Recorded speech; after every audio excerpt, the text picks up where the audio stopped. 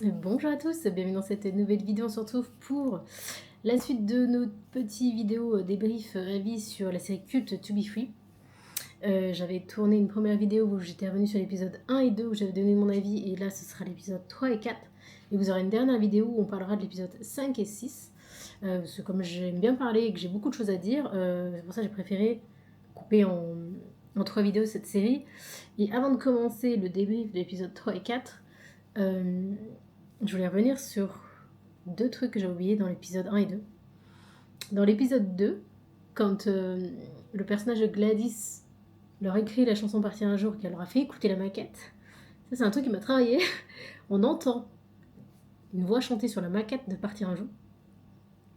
Et alors je me suis dit, et je sais que la principale intéressée va regarder la vidéo, donc c'est bien, elle va me répondre. J'avais l'impression, quand on entend la voix chanter de Partir un jour avec la voix comme la voix maquette, que je vous mettrai l'extrait au montage. Partir un jour sans retour, effacer notre amour sans se retourner, ne pas regretter, garder les instants qu'on a volés. J'avais l'impression que c'était la voix d'Yael, et que c'était un caméo de Yael, donc Yael Langman qui est la réalisatrice. J'avais l'impression qu'elle se faisait un propre caméo dans le truc et que c'est elle qui chantait. Alors ça se trompe, c'était ça se trompe pas du tout. Et si c'est pas du tout sa voix, bah je sais pas, je trouvais que ça ressemblait. Alors je voulais savoir, ça m'a travaillé, je me suis dit, il faut que je lui pose la question. Parce que savoir si c'est sa voix qu'on entend dans l'extrait où on entend la maquette, ou si c'est une chanteuse qu'ils ont pris pour faire la maquette, pour faire la scène. C'est parce que j'avais l'impression que ça ressemblait à la voix d'Yael. Sinon, pas du tout. Donc, elle me dira. J'attends la réponse. Et il y a une autre chose aussi sur laquelle je voulais revenir. C'était dans l'épisode, je crois que c'est dans le premier épisode, où le personnage de Frank passe un peu pour un radin. Et ça, c'est marrant parce que c'est son arc, en fait, autour de l'argent va servir à la narration pour le climax, on va dire, de l'épisode 6, quoi. Et j'avais pas capté, et en fait, c'est quand j'ai voulu travailler ces vidéos-là, que j'ai revisionné plusieurs fois les épisodes, je me suis dit, en fait, dès le premier épisode, on nous introduit la notion de l'argent, et que Frank n'a pas la même vision de l'argent que les deux autres. C'est-à-dire que dans la série, et c'était aussi dans le cas dans la vraie vie, c'est que Adèle et Philippe sont un peu des flambeurs. Enfin, dans le biopic, c'est vraiment Philippe qui est le flambeur. Adèle, il a le projet de sa maison pour sa famille. Et Frank, c'est vraiment le gars qui fait des économies, qui place sur son épargne et qui ça va avoir une importance dans la narration. Mais c'est exactement le cas dans la vie. Dans la vie. Quel est le plus beau cadeau que vous soyez fait? Moi, j'ai toujours eu un rêve, c'est d'avoir une voiture de sport. Donc, T'adores les voitures? Voilà, je me suis acheté une voiture de sport. C'est un rêve, bon, c'est quelque chose de très... C'est matériel, on s'en fout, mais c'est pour me faire plaisir. Voilà. C'est ton cadeau. Et Voilà. toi, Adèle? Une belle veste en cuir. Une belle veste en cuir. Ouais. Dis que tu t'es acheté aussi une belle voiture de sport. Oui, aussi. Et le magasin des Mais vestes en cuir. elle est pas aussi sportive que celle de Philippe. Oh, elle est bien ta panda. et toi, Franck? Et moi, j'ai acheté une maison à ma maman. Une maison à ta maman? Oui. Très beau c'est cadeau. joli, Ah ouais. C'est très beau. Très joli cadeau. Et ils n'avaient pas du tout les mêmes visions, tu vois, des vacances et tout. J'ai retrouvé une archive qui date de 98 où on entend Philippe dire... Enfin, je vous mettrai l'extrait au montage. On fait un peu de promenade en vacances. T'y allais où, Adèle? Alors moi j'étais à Los Angeles aux États-Unis. C'était bien. C'était génial. Vous y êtes déjà allé? Vous avez fait un clip là-bas, non? Vous aviez pas tourné quelque chose? Au Canada. Au Canada. à Montréal. Et toi, qu'est-ce que t'as Moi, fait? j'étais à Saint-Barthélemy une semaine. Oh, très simplement, oui. Franck, J'étais à Longjumeau Beach. Tu à connais Longjumeau, très bien. Longjumeau Beach. Banlieue formidable, j'étais Voilà. pas loin. Mais en gros, lui il va à Saint-Barth, Adèle il va à Los Angeles, et puis Franck il reste à Longjumeau. Et c'est marrant parce que c'est toujours celui, c'est le personnage dans la série qui a le plus les pieds sur terre, qui l'argent, il va pas le flamber, et plusieurs fois dans la série il va parler de l'argent, et qui va reprocher à Philippe de flamber son argent et qu'il faudrait mieux économiser, et en fait c'est exactement ce qui s'est passé un peu dans la vie, quoi. Donc ça c'est intéressant qu'ils l'ont bien abordé. Et quand j'ai revu les archives dans la vraie vie, je me suis dit, ah ouais, mais en fait, il y avait déjà ce truc-là de... Ils prenaient des chemins différents tous les trois, même dans la vraie vie, en fait. C'est quand j'ai recherché les archives, je suis retombée sur ça, je me suis dit, c'est quand même bien... La cohérence avec la réalité et la fiction, ils ont bien travaillé dessus, quoi. Sur certains trucs, c'est vraiment trait pour trait, quoi. Donc ça, c'était bien. Donc épisode 3, c'est l'épisode du clip. C'est un des épisodes que j'ai bien aimé. Alors je ferai le bilan final dans la vidéo où je parlais de l'épisode 5 et 6. Mais l'épisode 3 où ça va être le gros arc narratif du clip, et ben j'ai vachement aimé. C'était bien amené, ça monte crescendo. En fait cette série, elle monte crescendo, sachant que des fois, je trouve qu'il y a des problèmes de rythme. Des fois c'est... on est dans un truc, on est dans une action et ça retombe d'un coup où il y a des longueurs sur des trucs. Surtout, j'ai trouvé ça surtout dans l'épisode 4 où ça démarrait plein pot et après ça rechute un peu en rythme. Et on reparlera de ça dans l'épisode 4. Donc épisode 3 c'est le clip et ça va servir beaucoup la narration parce que ça va propulser les garçons avec la maison de disques. C'est ce qui va les faire signer dans la maison de disques, c'est le clip. Et c'est un épisode que j'aime bien parce qu'il y a des réelles propositions sur les seconds rôles. Et ça, j'ai bien aimé. Genre le personnage de Daphné Burki, donc Salomé, c'est vraiment son épisode où elle va prendre une autre tournure et ça j'ai trouvé ça incroyable. Déjà, quand on avait eu le teaser, c'était en juillet, c'est quand est-ce qu'on a eu le premier teaser de la série, je crois que c'était en juillet, et qu'on la voyait dans l'extrait du teaser, dans ma tête je me suis dit, ah bah c'est Daphné Burki, elle va faire un caméo et puis ça va durer 5 minutes. Non, c'est un vrai personnage et ça c'était une bonne surprise. J'ai trouvé que son personnage il était super important en fait dans l'histoire. Et le jeu de Daphné Burki, bah, je connaissais pas Daphné Burki en tant qu'actrice, bah, je trouve qu'elle est vachement... C'est une très bonne actrice. C'est-à-dire que c'est l'épisode qui va la rendre attachante. Elle se sacrifie, il y a la scène où elle appelle son banquier, elle dit je casse mon PRL parce qu'elle veut financer le clip elle-même, alors que dans la vie, personne fait ça. Hein. Personne... quand ils disent oui, ça fait 25 000 francs ou je sais pas quoi, normalement c'est le travail des producteurs. Ça, personne ne va casser son argent comme ça alors qu'elle n'a pas le statut. Je crois que dans les séries, c'est pas une productrice, c'est une personne qui travaille dans la maison de disques, mais c'est un peu plus la branche découvreur de talent. Mais c'est pas la branche financière, décideur. Ça, c'est ce qu'on voit plus tard justement dans le... Enfin, c'est plutôt le rôle de Yann qui est interprété par... comment il s'appelle? Non, c'est Grégory Montel, si je ne me trompe pas. Mais alors lui, il est incroyable. Lui, dans le rôle du producteur mafieux, mais il est incroyable. Mais lui, tu crois que c'est un vrai producteur même. Tu crois pas que c'est un acteur. T'as l'impression qu'ils ont filmé un vrai producteur et lui, c'est vraiment... Les personnages secondaires dans cette série, ils sont pour le coup secondaires, mais ils ont un vrai arc narratif. Ils ont des vraies scènes clés. Et vraiment, le personnage de Salomé, c'est presque mais pour moi, c'est le personnage principal féminin de cette série, c'est elle. Et elle devient attachante, elle s'attache aux garçons. Même à un moment donné, quand il va y avoir un premier conflit entre les garçons, elle va couvrir Philippe par rapport à la source du conflit entre le trio. Donc elle a vraiment un rôle de maman, de maternelle. Et elle y croit ce projet-là, elle veut pas les lâcher et c'est super. C'est ce personnage-là, l'évolution de ce personnage. Je trouvais que c'était presque son épisode à elle, quoi. Un peu, ça va la rendre très attachante. Donc j'ai bien aimé. Et sinon, qu'est-ce que j'ai d'autre? Parce que je vous fais mes notes. Hein. On est comme à l'école. On fait les notes. Qu'est-ce que j'ai aimé J'ai aimé quoi dans Eh ben, j'ai aimé aussi le caméo. Alors, je pense que le caméo de Chris Keller, je pense qu'il n'y a que les fans des G-Squad et que les fans aussi des Tubifi parce que ça fait combien de temps maintenant? Ça fait 10 ans qu'il fait Génération Boys Band avec Franck, donc on le connaît aussi, on a appris à le connaître, même si à l'époque les 3 gros groupes c'était G-Squad, Alliage, Tubifi, les groupes français, même si t'étais pas fan d'Alliage et des G-Squad, t'étais fan que des Tubifi, tu connaissais les membres des G-Squad et tu connaissais les membres des Alliage, même si t'étais pas fan.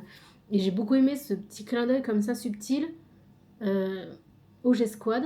C'est-à-dire que... Et il y aura un autre clin d'œil sur Alliage aussi, qui était très joli. Je crois que c'est dans l'épisode 5. Mais le Chris Keller en dirigeant de la maison de disques tout en haut des bureaux, là, elle est incroyable cette scène. Il manquait juste les cigares. Moi, je crois que j'aurais poussé le truc encore plus. J'aurais fait fumer des cigares aux au groupe de mecs là. C'était le gros cliché là, des patrons, des gros mafieux là. C'est-à-dire, franchement, il fallait leur faire fumer du cigare. Ça aurait accentué encore plus le truc de gros mafieux qui pensent qu'au sous. Je suis même étonnée même qu'il y ait une femme dans la... Alors, tu vois la table ronde des dirigeants, puis t'as une femme, et puis celle qui va dire ah oui, Salomé a une cassette qui a fait cadeau à Yann, machin et tout. Je suis presque étonnée qu'il y ait une femme, dis donc, à cette table. Parce que dans un contexte 90, on était vraiment dans le truc genre un peu les mal alpha, quoi. Les gros mafieux, là, dans leur bureau, là. Si, j'aurais pu avoir une femme, mais qui apporte le café, quoi. Avoir une femme autour de la table, c'est presque incroyable. C'est-à-dire que je pense que les gros machos des années 90, c'était vraiment... ça aurait pu même se... Tu vois, genre, t'enlèves la fille autour de la table et tu rajoutes les cigares et on était bon. On était dans le gros cliché des gros patronats. Ça aurait été encore mieux, je crois. Mais... et puis alors, comment le climax, on va dire, de cet épisode, c'est le clip. Et avant le clip, il y a la première cassure, finalement, du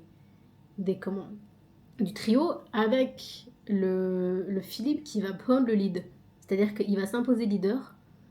Il va profiter de la blessure de Franck pour devenir le leader et du groupe et le leader visuel sur le clip. Et ça, c'était bien amené. Et ça commence à ouvrir son arc, en fait, Philippe. Ça commence vraiment à dire aux spectateurs, il commence à prendre une mauvaise direction, là, qui va commencer à briser un peu le trio. Mais c'est... Du coup, dans la fiction, c'est amené un peu dans le sens... Il veut pas s'acheter avec ses copains, mais il trouve que c'est pas mal aussi d'être le leader. C'est-à-dire que c'est un peu opportuniste. Alors que dans la vie, il a pris le lead, mais Franck et Adèle, ils l'ont jamais vu comme un truc opportuniste ou un truc prétentieux. Parce que quand tu écoutes Franck parler aujourd'hui, à l'époque, il était très timide et ça l'arrangeait très bien que Philippe soit le leader, parce qu'il n'avait pas la stature pour être un leader. Philippe, c'était, si tu veux, il avait tellement un besoin d'exister, tellement un besoin de lumière, qu'il s'est autoproclamé leader du groupe To Be Free. Et puis, tu sais, on l'a laissé faire. Voilà. C'est comme ça. Il faut savoir, tu sais, trouver sa marque dans le groupe. Il faut savoir avoir un équilibre. Tu peux pas avoir 3 leaders, 3 fonceurs. Tu peux pas avoir 3 mecs en retrait comme moi. Tu peux pas avoir... Il faut trouver son équilibre dans un groupe. C'est comme ça qu'on l'avait trouvé. Il aimait bien être... Et d'ailleurs, c'est un peu ce qu'on va expliquer au cours de la série. C'est-à-dire que le Franck est toujours un peu à part des deux autres. C'est-à-dire que tu as le binôme Adèle-Philippe. Et Franck, il est un peu toujours sur le côté. Il a des émotions différentes. Il a une façon de voir l'argent différemment. C'est un peu genre le binôme et Franck. Le binôme Adèle-Philippe et Franck. Et c'est ce qui s'était dans la vraie vie. Il y a plein d'émissions de télé ou d'interviews où tu les écoutes et Philippe entraîne Adèle un peu dans ses délires et Franck, il est toujours à part. Que ce soit sur les dépenses, sur la façon dont ils ont géré le succès. Il est toujours un peu... C'est pas qu'il s'excuse d'être là, Franck, mais il est un peu à part dans le trio et c'est ce qu'ils étaient un peu dans la vie. Je vais enfin aménager dans mon appartement, vous vous rendez compte? 1er octobre. En fait, son appart, il est en face d'une autre.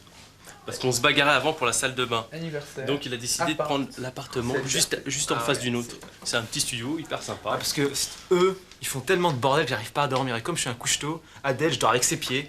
Et bon, et en plus il ronfle, alors j'aime pas trop.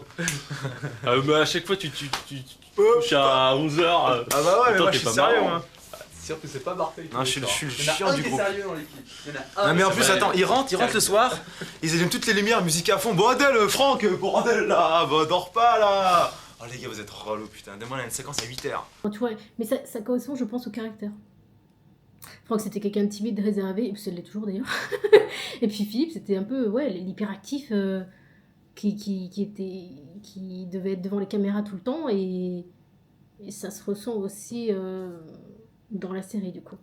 Et qu'est-ce que je voulais dire sur l'épisode 3? Est-ce que j'ai fait le tour? Ah oui, il y a une scène, c'est l'épisode 3 où le personnage de Valérie va rencontrer Philippe. Enfin, où il y aura une vraie rencontre, où ils vont se draguer un peu quoi. Et j'ai adoré la métaphore avec l'échiquier. Parce que en fait, c'est le seul moment où Philippe va être en position d'infériorité à un personnage. C'est-à-dire que pendant toute la série, on va nous le mettre en position de leader. En fait, toute la série, je trouve que c'est... On axe beaucoup l'arc narratif de Philippe en leader et tout va tourner autour de lui. C'est-à-dire que c'est là qu'on voit que l'amitié entre les trois, en fait, elle match parce que ça fait toujours une balance. C'est-à-dire que quand Philippe il monte très haut et qu'il commence à prendre la grosse tête ou je sais pas quoi, ou qu'il pète un câble, bah t'as les deux autres qui sont toujours là pour rééquilibrer la balance. Et c'est ce qu'on explique tout le temps au cours de la série, c'est ce qui était dans la vraie vie aussi. Donc ça c'est génial. Et quand il fait la partie d'échecs avec Valérie dans le bar, c'est la première fois dans la série, donc on est à l'épisode numéro 3, c'est presque la première fois où Philippe il est calme. C'est le seul moment où il va se calmer, où elle va être supérieure à lui, de façon métaphorique et par rapport au jeu d'échecs où elle va le battre, donc il va être en position de faiblesse, et en plus par rapport à une femme. Donc c'était aussi pour expliquer que son caractère avec Valérie, il s'est assagi. Il était beaucoup plus calme avec elle, il était beaucoup plus posé, et ça se ressent dans cette scène en fait. C'est elle qui prend le lead sur un leader. C'est-à-dire que c'est elle qui va prendre l'ascendant sur lui au moment où il s'y attend pas. Donc il est déstabilisé et en plus à la fin il perd. Alors que dans la vie, l'échec c'était la vraie passion de Philippe. Il était très fort et là c'était pour expliquer aussi que il est déstabilisé par elle. Parce qu'il va perdre à la partie et c'est elle qui va prendre le lead. C'est-à-dire que sur ce duo, c'est elle qui va le mener à la baguette un peu en gros. Donc ça va le déstabiliser parce que normalement il n'a pas l'habitude d'être dominé comme ça.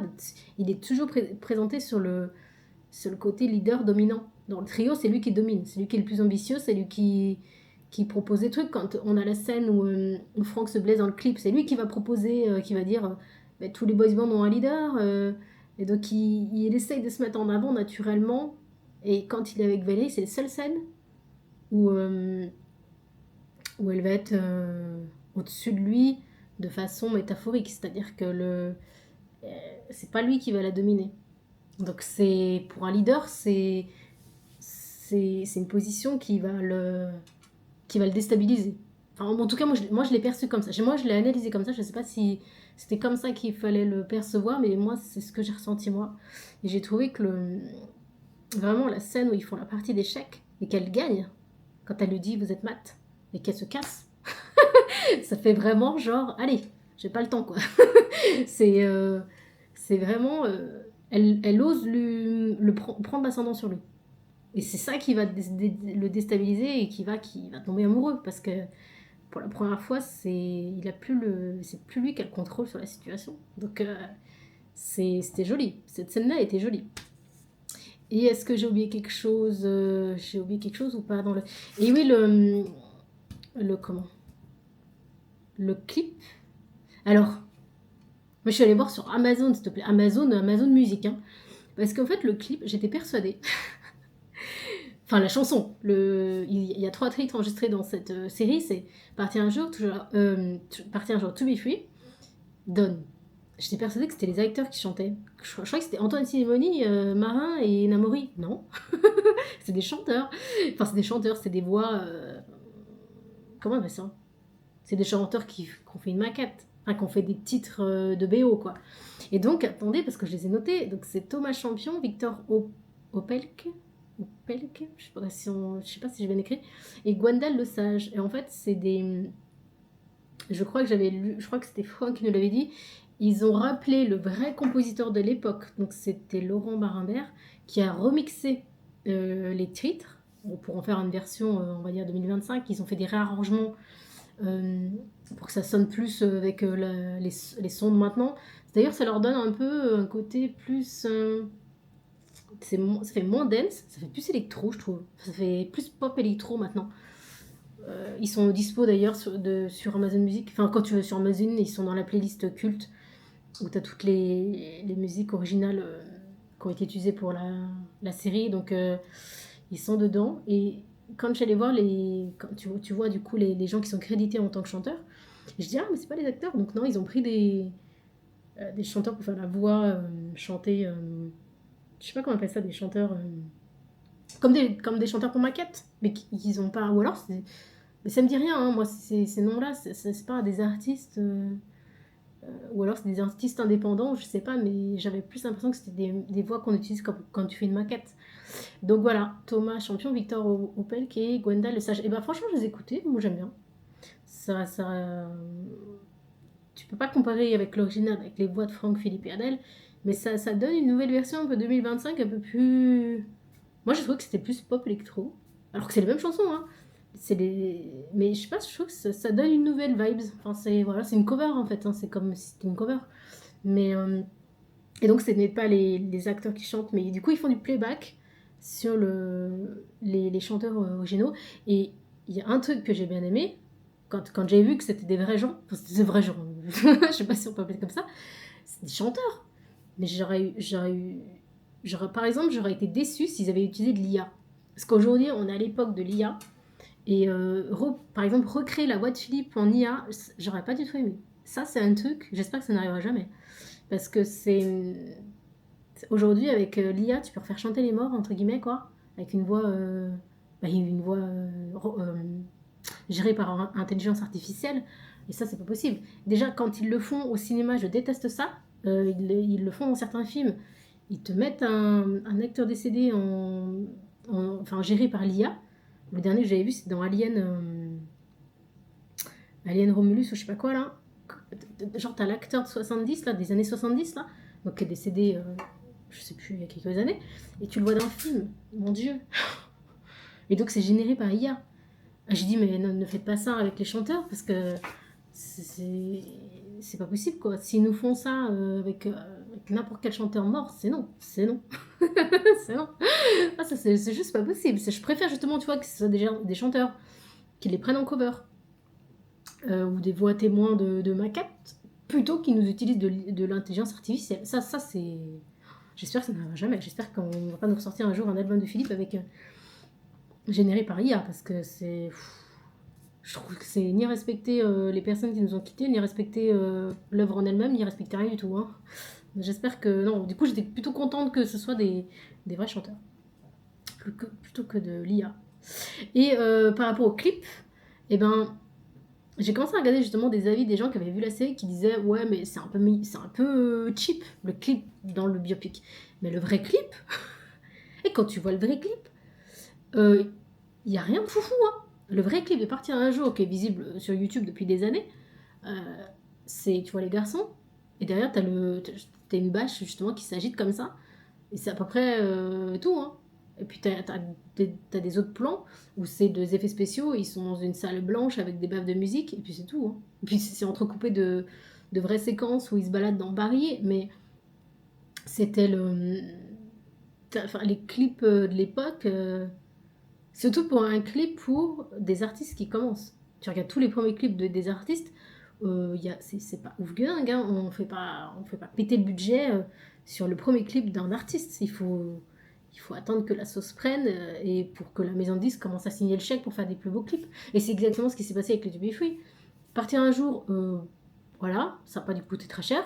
Toujours là pour toi, c'est pareil. Tu vois les garçons batifolés dans l'eau, mais il n'y a rien de foufou, hein. C'est dans un studio avec de l'eau, hein. Et après, c'est là que tu vois que 1997 a été l'explosion pour le groupe To Be Free, parce que le clip donne. Là, la maison de disque, elle a fait le chèque, là. Là, ça commence à vendre. Donc, il fallait les envoyer dans des vrais décors. Et là, pour moi, le clip donne, c'est le plus beau de leur carrière.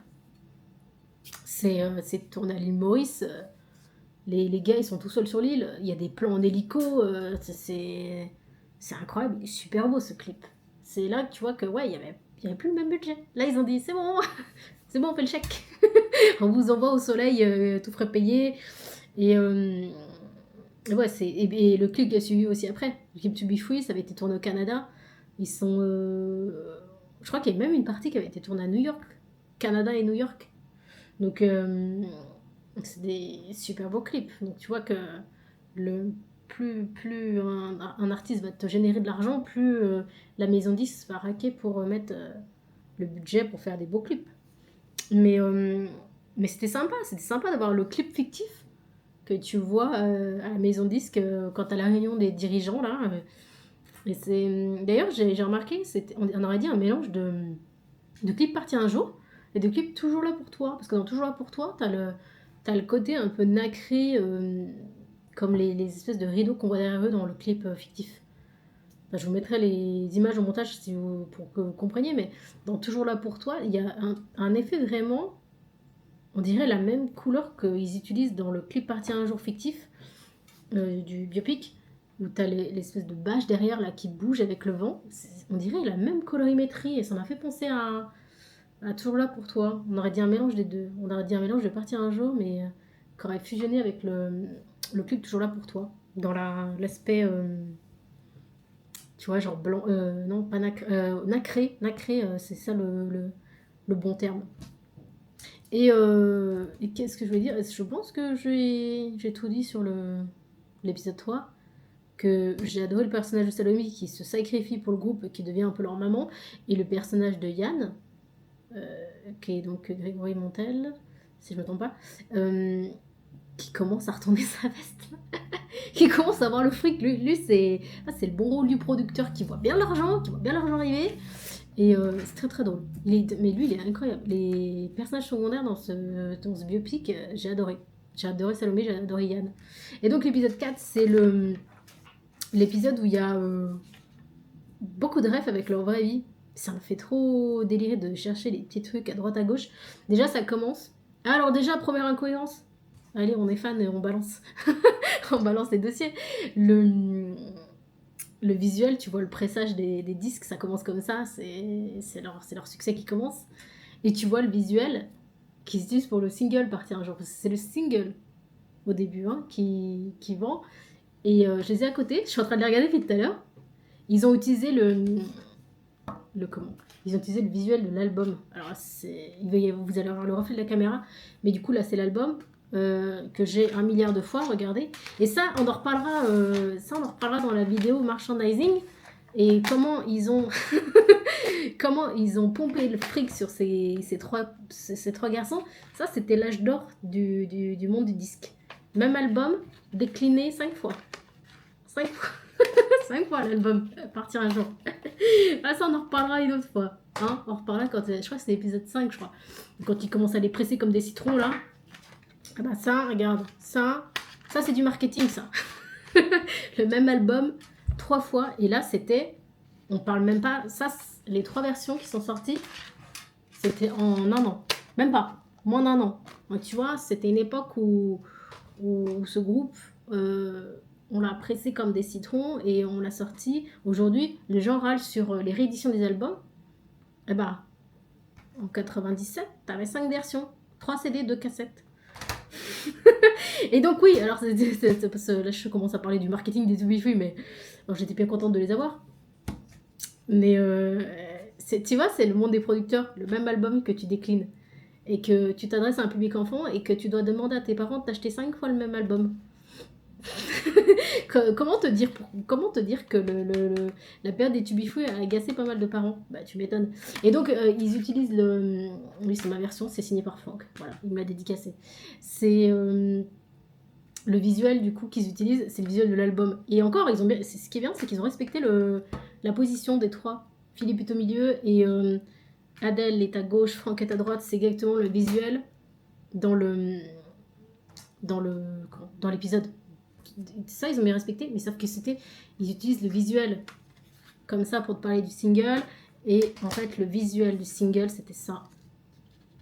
Et c'était c'est là que tu vois que le marketing c'est juste la différence. C'est le visuel du single était comme ça, et en fait ils ont utilisé le visuel de l'album pour parler du single. Voilà, c'était juste ça. Mais ça m'a fait penser à un truc, c'est que le marketing de l'époque, ce groupe, c'était uniquement les garçons en gros plan. Tous les singles et les albums des To Be Free, tu ne vois que les garçons. C'est-à-dire qu'ils se sont même pas fait chier, tu vois, t'as un fond blanc. La séance photo, elle a pas dû coûter très cher à l'époque. Ni la cover. Ils ont pas dû... Ils ont juste... comment? Ils avaient juste loué un studio classique blanc, là, avec le fond blanc, et puis ils mettaient les garçons par terre et soignaient les garçons. Et c'est tout. Et c'est l'importance, tu vois, Ici, d'ailleurs, ils en parlent dans la série. À un moment donné, je crois que c'est le personnage de Daphné qui dit... Mais regarde la gueule de Philippe, t'as vu comment il est beau gosse, il est un peu arrogant, mais il est beau gosse. Et en fait, c'était ça. C'était le marketing de l'époque, c'était on met que les garçons en photo, et rien que leur tête, ça va vendre. Il n'y a pas besoin de leur mettre des super beaux clips, il n'y a pas besoin de leur mettre des pochettes incroyables. C'est juste leur tête qui faisait vendre. Ça a marché comme ça, les To Be Free. C'était juste parce que c'était aussi des beaux gosses. C'était pas, on n'a jamais dit que les To Be Free, c'était de la grande musique. C'était leur amitié, leur acrobatie et leur physique. C'était les trois critères principaux, et la chanson, c'était presque en dernier. Hein. C'était le plus impressionnant, c'était les acrobaties, les faits que ce soit des copains d'enfants, que c'était pas des castings, et qu'ils étaient beaux, tout simplement. C'était du marketing simple, clair, net et précis. La chanson, c'était un peu en dernier. C'était un peu genre, allez. Et d'ailleurs, c'est dans l'épisode 4, on s'est abordé ça. Parce qu'à un moment donné, tu vois la table de mixage, et puis ils se disent, on a 5 jours pour enregistrer un album qui est quasiment impossible, et puis tu vois que l'ingénieur son, il commence à bidouiller des trucs, et puis il doit faire en sorte que leur voix sonne bien, et que ça, c'était les techniques de l'époque aussi, mais ça existe toujours. Aujourd'hui, t'as les vocodeurs, donc tu peux chanter comme une casserole, tu vas chanter juste. Il y a même des micros maintenant qui te font chanter juste en direct. Ça a été un gros scandale dans les émissions aux États-Unis, genre The Voice ou American Got Talent ou je sais pas quoi. Ils avaient des micros, tu chantais dedans, tu chantais juste. Ça égalisait ta voix en temps réel. Enfin, voilà. Enfin, ça, je sais pas pourquoi je parle de ça.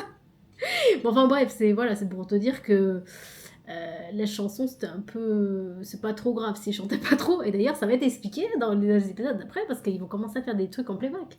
Donc on reviendra dessus. Et donc épisode 4, c'est vraiment moi, ce que j'ai aimé, c'était l'arc de Franck, du Franck fictif. C'est-à-dire que c'est... Ah oui, j'ai oublié de faire un truc. Putain, j'ai oublié de faire un truc. Je viens de le voir sur mes notes. Il y a la scène dans la meilleure scène de l'épisode 3, c'est quand Franck va excuser Philippe d'être le leader. Toi et moi, ça nous arrange de pas être au centre de l'attention. Et puis si ça marche, toi, ça te sort de la galère pour tes études.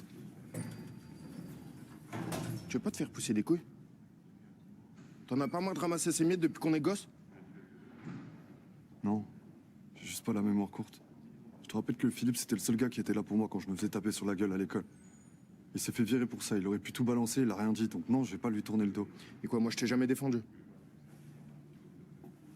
Non. Toi, tu te marrais avec les autres, parce que t'avais trop peur que ça te retombe dessus. C'est-à-dire qu'à un moment donné, il y a une embrouille avec Adèle, il lui dit en gros... mais toi, t'acceptes ça, là? T'acceptes que Philippe il prenne la position de leader, comme ça, là? Qu'il ait plus de place à l'écran que nous dans le clip? Et il lui rappelle, en gros, bah oui, mais moi, il m'a défendu quand j'étais gamin, quand j'avais 10 ans, et toi, t'as rien fait. Et donc, c'est ça qui est super bien expliqué. Cette scène, elle était incroyable. Quand Franck va excuser Philippe, et en fait, c'est le seul personnage, et c'est beaucoup mis dans l'épisode 4, Franck, et je crois qu'il ne se fâche jamais avec Philippe. Tout au long du biopic, c'est le seul qui va pas lui tenir tête, qui va l'excuser, où l'amitié va jamais trop se briser, c'est avec lui. C'est vraiment...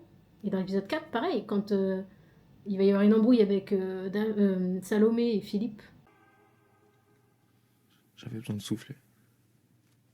Souffler de quoi?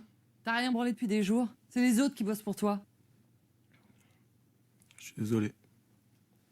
C'est tout? Tu te fous de moi, là? Tu crois que t'es seul au monde? Tu vois pas, là, qu'il y a des gens qui dépendent de toi? Bon, ça va, là, il a compris, non? Non, il a pas compris. Au studio d'enregistrement, Franck, c'est le seul personnage qui dit stop un peu, genre tu vas pas l'engueuler, c'est bon. Et en fait, c'est le seul, tu sais, ça lui donne un côté un peu très attachant. Je trouve que l'arc narratif de Franck, du Franck fictif, est très, il est très attachant parce qu'il est discret. Il est un peu, il a un côté très, très fraternel avec Philippe, mais il va lui excuser plein de trucs. Je trouve que vraiment ce personnage-là, c'est une crème quoi dans le, dans la série. J'ai adoré son arc et il va faire un truc très important dans l'épisode, je crois que c'est le dernier, dans le 6, on en reviendra. Mais ça lui donne vraiment un côté mais très très doux, très attachant sur les trois. C'est-à-dire que Adèle, il prend quand même le parti des fois de se rebeller contre Philippe, mais Franck, je crois, ne va jamais se mettre à dos Philippe. Et ça, ça rend le truc vraiment attachant de ouf, quoi. Et donc, épisode 4, ils viennent des stars.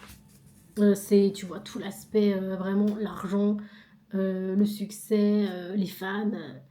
C'est incroyable. Quand elle tape sur la vitre, ça, c'était vrai. Et encore, dans la série, c'est presque atténué, hein, parce que dans la vraie vie, mais c'était quand tu vois des images de l'époque, mais les gens, ils hurlent, quoi. C'est même pas écrit, ils hurlent. Les fans, elles hurlaient, quoi. C'était impressionnant. Tous les gens qui ont vécu ça, mais quand on disait les filles, elles étaient hystériques, mais c'était le bon terme, elles étaient hystériques.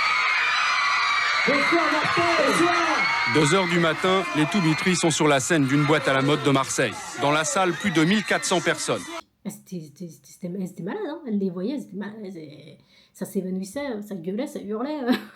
Quand tu vois j'ai adoré les images, quand tu les vois, quand ils reçoivent les cadeaux et tout, quand tu vois des vraies images du fan club. Mais à un moment donné, je sais pas ce que c'est devenu, ces lettres, mais ils ont dû jeter. Au bout d'un moment, ils avaient trop de trucs. Je crois qu'ils recevaient 1000 lettres par jour.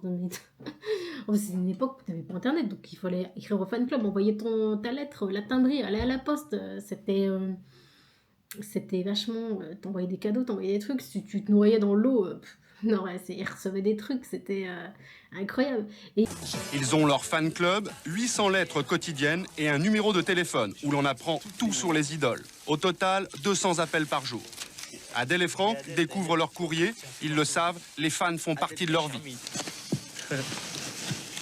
Waouh. Elle était grosse,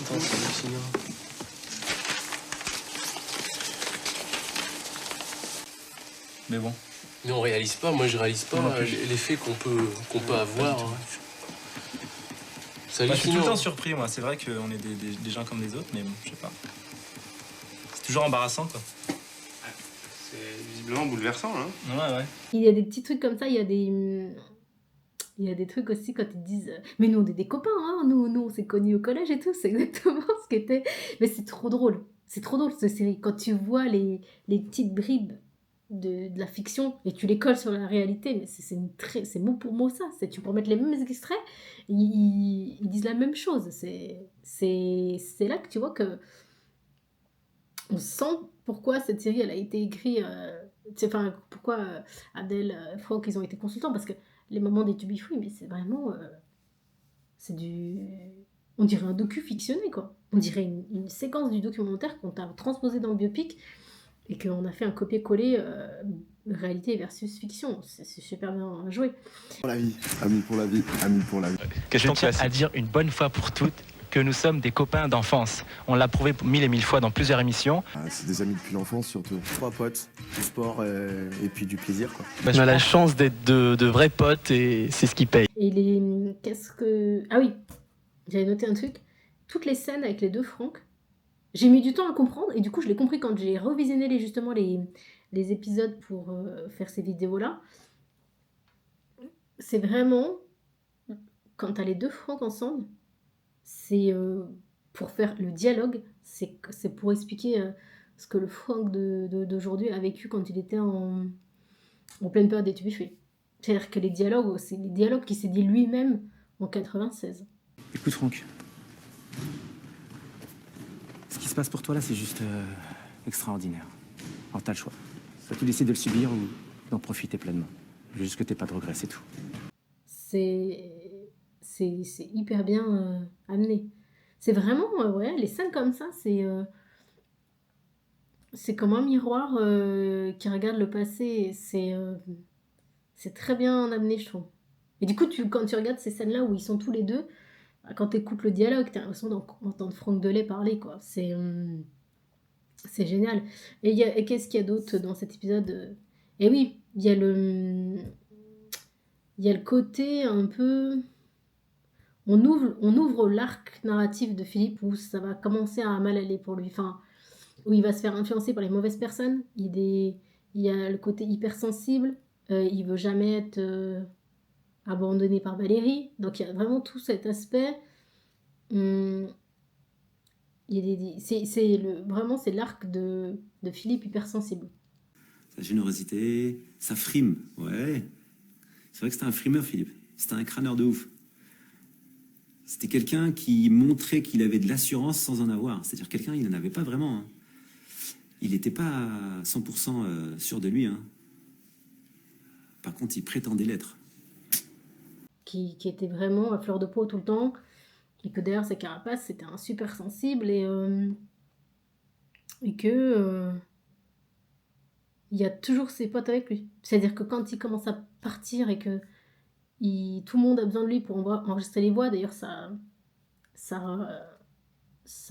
raccorde les wagons avec la réalité parce que c'était le leader, donc il faisait forcément les voix lead. Dans la scène du studio, elle dit on peut rien faire sans lui, donc vous allez me le trouver. Et donc ils vont faire tout pour recréer ce trio. Il y a toujours l'arc Philippe. Et il y a à côté, t'as Adèle et Franck, tout le temps. C'est ce que je disais, les trois s'équilibrent tout le temps. C'est-à-dire qu'ils font toujours la balance avec Philippe. Et c'est là que tu vois que l'amitié de ce groupe, c'était aussi ça dans la vie. C'est-à-dire qu'il y avait toujours l'équilibre des trois et même s'ils se sont peut-être fâchés un jour dans la vraie vie, ça durait pas... Ils savaient qu'à trois, ils étaient forts. C'était leur force à trois. Et c'est la fin de l'épisode 4. C'est la première fois où il y a la rupture avec le groupe. Le trio va se diviser. C'est-à-dire qu'il va y avoir la scène dans la boîte de nuit où Franck va faire une crise d'angoisse. Et ça va scinder le clan en deux groupes, quoi. C'est-à-dire qu'il va y avoir le clan Franck, Adèle et Philippe. Et il y a l'introduction d'un personnage qui s'appelle Jean-Loup, là, je crois. Et c'est inspiré d'une vraie personne que les Tubifi ont côtoyé, qui était leur manager, qui était Louis Prado, je crois. Ou Louis Prado, je sais pas comment on dit. Qui était un manager hyper toxique, qui a sorti des trucs... Bah tiens, on en reparlera quand on fera l'épisode du merchandising. Parce que lui, il était tendancieux, il a sorti des trucs qui ont été retirés de la vente. Parce que lui, il a vu le fric arriver, lui, il s'est dit, c'est les... Enfin, dans la vraie vie, hein, le Louis Prado, là, il était très toxique comme mec et il a eu de la mauvaise influence sur Philippe. Ça, on l'a su après avec Franck qui nous l'a dit, mais d'ailleurs, c'est un peu trop transcrit dans le biopic. Il va envoyer Philippe sur une mauvaise pente, quoi. Mais dans la vie, c'était un peu ça, quoi. Il était très... il a sorti des trucs, lui, en merchandising, qui ont été retirés de la vente, on en reparlera, mais c'était... Lui, je pense que c'est par exemple, c'est... Je pense que Philippe, il s'est entouré de certaines mauvaises personnes dans sa vie. Et bah lui, il en fait partie, malheureusement. Mais il était très... Même quand tu as des interviews de lui de l'époque à la télé avec les garçons... Voilà, ça se passe de commentaires. Il était vraiment...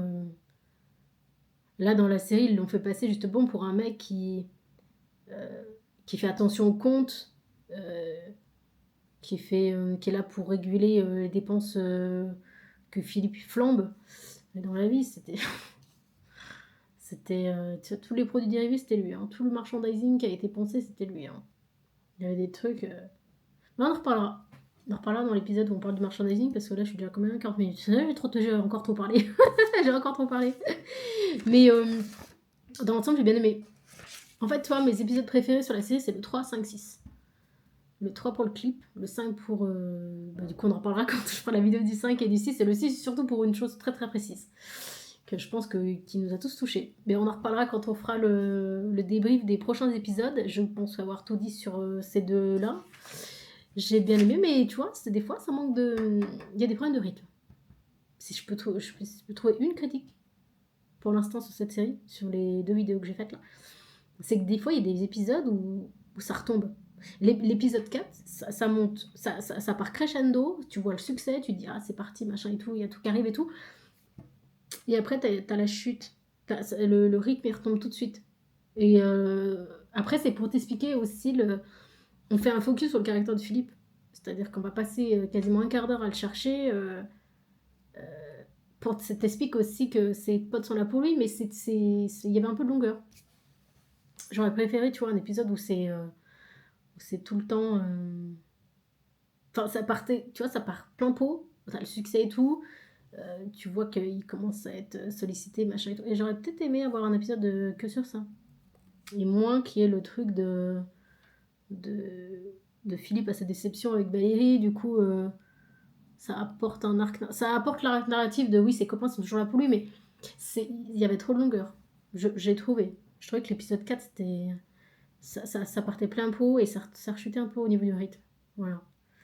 Mais qu'est-ce que j'ai noté d'autre? Je pense que j'ai tout dit, hein. Ah si, il y a vraiment ils ont poussé le clin d'œil à fond. C'était à un moment donné, tu vois, Philippe qui s'achète une Mercedes rouge. Dans la vraie vie, c'était pas sa première voiture, c'était une Golf rouge aussi. Voilà, c'était juste pour le clin d'œil. Sa première voiture où il a fait les 400 coups avec Franck Adèle, c'était une Golf rouge. Et Franck, il a plein d'anecdotes sur ça. On était en voiture, parfois, on était en voiture et il avait un pot sur sa Golf rouge. Un énorme pot, vous savez, les pots de... merci Valérie. Les pots, quand tu fais du tuning, en fait, tu vois, les gros pots derrière, ça faisait du bruit. Et il avait une technique, il éteignait sa voiture pendant qu'on roulait, et on passait sous un tunnel, il éteignait sa voiture, il la rallumait, et il accélérait, ça faisait un gros pétard. On s'éclatait parce que les gens étaient fous autour. Ils avaient peur, surtout quand on arrive dans un tunnel, tu vois. Non, c'était vraiment marrant. Il faisait aussi avec sa voiture, hein, il faisait des trucs avec sa voiture. C'était un fou de sa Golf rouge.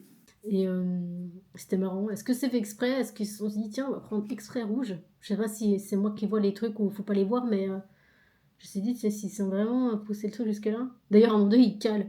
Et Adèle, non, c'est Franck qui dit, mais t'as ton permis au moins? Alors que c'était le seul des trois qui savait le mieux conduire. Ce Franck, il a eu le permis très tard. Et entre Adèle et Philippe, c'est Philippe qui conduisait. Lui, il conduisait comme un fou, lui.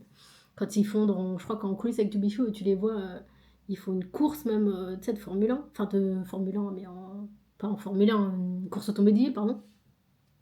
C'est Philippe, il arrive camion dans les premiers, quoi. À côté des mecs, à côté des vrais coureurs professionnels.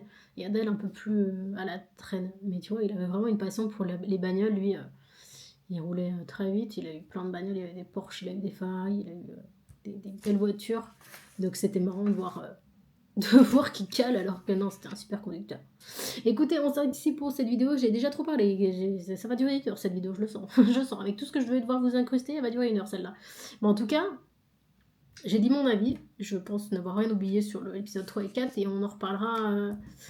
On fera une vidéo pour l'épisode 5 et 6 qui sont mes 2 favoris. C'est les 2 épisodes que j'ai préférés dans cette série, mais ça c'est pour la prochaine vidéo. Merci de nous avoir suivis, on se retrouve dans quelques jours pour la vidéo finale où je reviendrai sur les 2 derniers épisodes. Salut!